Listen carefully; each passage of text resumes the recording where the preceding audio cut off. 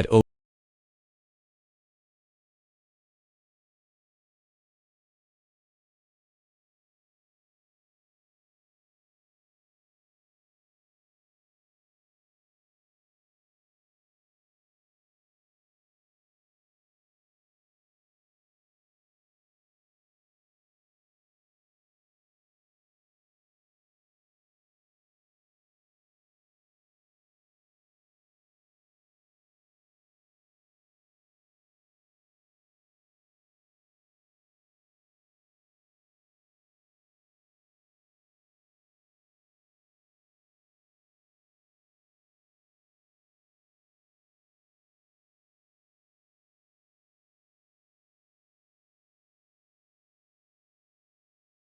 itself seemed alive with incoming rounds. By mid-morning, the 5th Marine Division had already suffered dozens of casualties. Dead Marines lay scattered across the terraces, their bodies twisted and half buried in ash. The wounded screamed for corpsmen who couldn't reach them. The assault had stalled. The Marine Corps relied on the Browning M1919 machine gun, a reliable and deadly weapon that weighed 31 pounds empty and fired 400 rounds per minute. It was excellent for defensive positions, but disastrous for assault. Crews struggled to move it forward under fire, and every time the gun stopped to reposition, the attack lost momentum. Stein had known this long before landing on Jima. Back in November 1944 at Camp Tarawa, Hawaii, Stein watched machine gun teams fall behind advancing rifle platoon during training exercises. They would set up, fire, break down, and move again. But by the time they caught up, the moment had passed. The enemy would already be repositioning. Stein didn't see a failure of courage or skill. He saw a mechanical problem. Stein had grown up understanding machines. Born to Austrian Jewish immigrants who had fled anti-Semitism in Eastern Europe,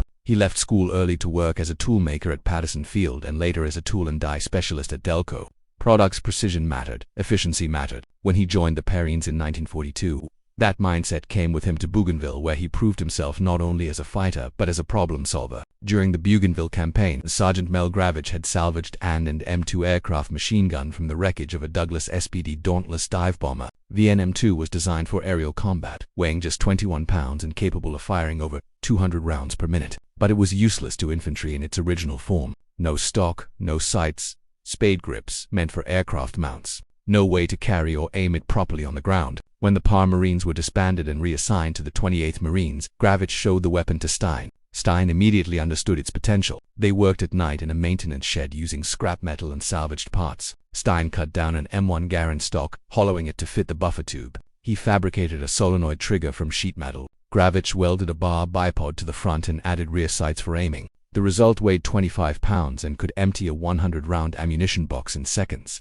They called it the Stinger. 6 Stingers were built.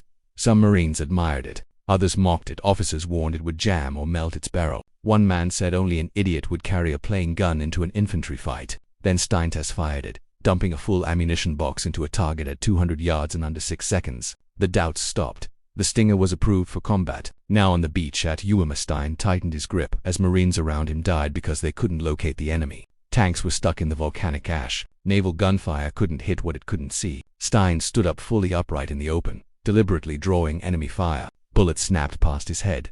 Mortar detonated nearby. He waited for muzzle flashes. He saw one, a pillbox 75 YD away, its Type 92 heavy machine gun barely visible. Stein fired. The Stinger erupted, tearing into volcanic rock and sandbags. The position collapsed into silence. He shifted his aim and fired again, suppressing a second pillbox. Marines around him began moving forward, instinctively advancing under the storm of fire. Stein sprinted to the first position and found 3 dead Japanese soldiers inside. He moved to the second, neutralizing it as well. Then the Stinger went light. The ammunition was gone. Stein turned and ran 200 YD back to the beach under fire. Halfway there he found a wounded Marine and carried him the rest of the way. He grabbed ammunition, turned around and ran back uphill through ash that felt like running on ball bearings. By late morning, Stein had already made